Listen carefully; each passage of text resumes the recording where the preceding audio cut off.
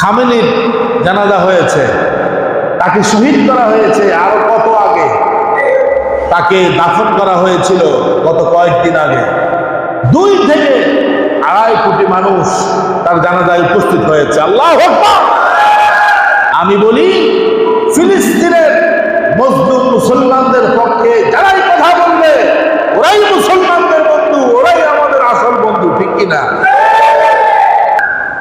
এরা হলো মুজাহিদ।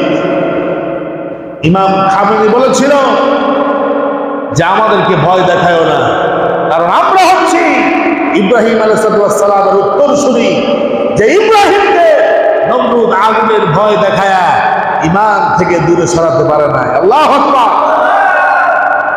আমার ভাইয়েরা, ইমাম খামেনিকে একবার আমেরিকার প্রেসিডেন্ট বলেছিল, তুমি যদি আমাদের সিদ্ধান্ত মেনে না নাও তাহলে তোমার দেশের খাদ্য সামগ্রী আমরা বন্ধ করে দেব, জাহাজকে আটকায়া দেব।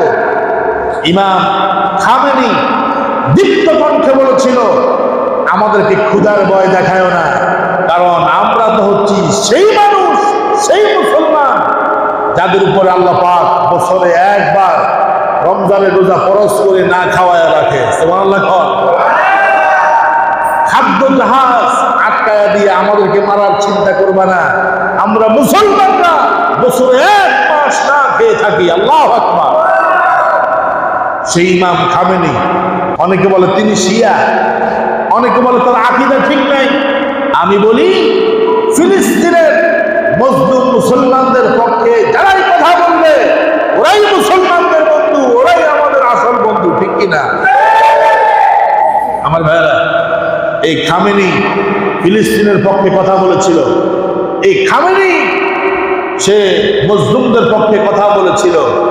এজন্য জালেমরা তাকে টার্গেট করে দুনিয়া থেকে বিদায় করেছে। ওরা জানে না এক খামেনি দুনিয়া থেকে বিদায় হলে হাজারো লক্ষ খামেনি পৃথিবীতে আল্লাহ পাক তৈরি করে দেয়। সুবহানাল্লাহ।